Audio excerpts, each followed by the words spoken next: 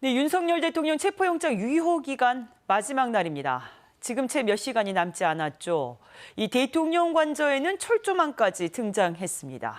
전국의 혼란과 불확실성은 더욱 커져만 가고 있습니다.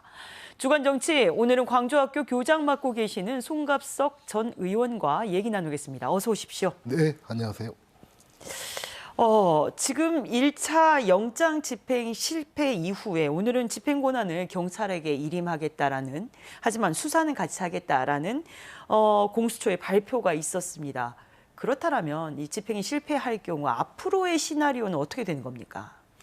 이제 만약에 시간이 얼마 안 남았는데요. 만약에 체포영장 집행이 실패를 하게 된다면 그 기한이 지나는 것 아닙니까? 이후의 시나리오는 크게 뭐 두 가지 정도로 예상할 수 있겠습니다. 공수처에서 체포영장을 다시 청구하는 방법. 네. 그다음에 체포영장을 건너뛰고 아예 구속영장을 청구하는 방법. 네. 그 두 가지가 있을 건데요. 구속영장도 저는 발부돼야 된다라고 생각합니다. 일반 시민이라고 생각을 해보십시오.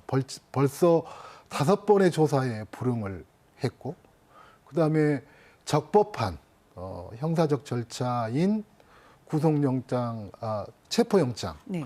집행에 있어서도 결국 공권력으로 막고 강하게 저항하고 있는 것 아니겠습니까?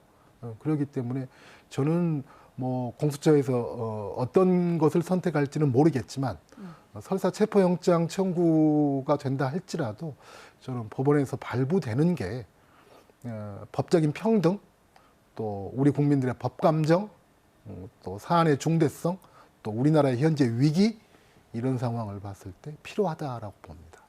자, 체포영장이 다시 발부된다고 하더라도 이 네. 집행의 문제이지 않습니까? 계속 네. 더 큰 문제는 오늘 기류가 매우 달라졌다라는 겁니다. 지금 국민의힘 의원들이 관저로 들어갔어요. 네. 그 이야기는 대통령 만났다라는 네. 얘기일 수도 있겠고요. 네. 현재 이 내부 기류, 달라진 기류를 어떻게 해석해야 될까요? 참 개탄스럽습니다. 저는 좀 심한 이야기일지 모르겠지만 국가에 대한 안위도 안중에 없고, 또 심지어는 윤석열을 지키겠다라고 이야기를 하지만 윤석열에 대한 충성심으로 저러고 있을까요? 저는 그것 아니라고 생각을 합니다. 본인들의 국회의원직을 생각을 하면서 본인들의 그 국민의힘에서의 공천의 여부를 쥐고 있는 강성당원들의 눈치를 보면서 현재 벌어지고 있는 일이다라고 생각을 하거든요. 네. 그래서 철저하게 자기 생존을 위해서 벌어지고 있는 행태라고밖에 저는 볼 수 없다고 봅니다. 그런데 오늘 발표된 여론조사에서 네. 유의미한 결과가 나왔습니다. 국민의힘 지지율이 비상계엄 이전 수준을 좀 회복할까 하는 정도로 나왔어요. 네. 이거를 보수가 결집하고 있다는 신호로 받아들여야 할까요? 어쨌든 숫자는 숫자니까요. 네.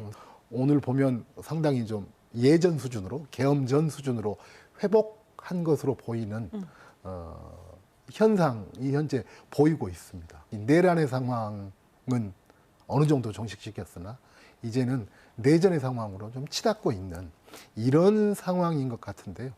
일시적으로 좀 지리하게 흘러가고 있는 법률적 공방, 이런 것에 대한 국민들의 혼란스러움, 또 약간의 지침, 네. 지치고, 이런 것들이 좀 어느 정도는 좀 반영된 결과가 아닌가라고 봅니다. 그 법률적인 공방의 혼란스러움 중에 하나가 지금 네. 내란죄가 네. 성립의 여부를 떠나서 이제 네, 헌재의 심판 범위에서 내란죄 범위를 빼겠다라는 네, 네. 겁니다. 네, 네.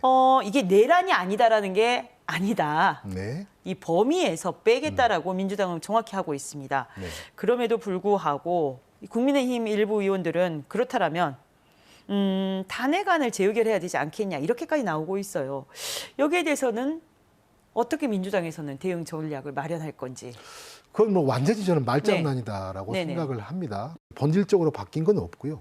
그다음에 더 중요한 것은 박근혜 전 대통령 탄핵 판결 당시에 네. 애초에 국회에서 소추되었었던 발의한 내용에서 뇌물죄 부분이 빠졌습니다. 빠진 채 진행이 됐었거든요.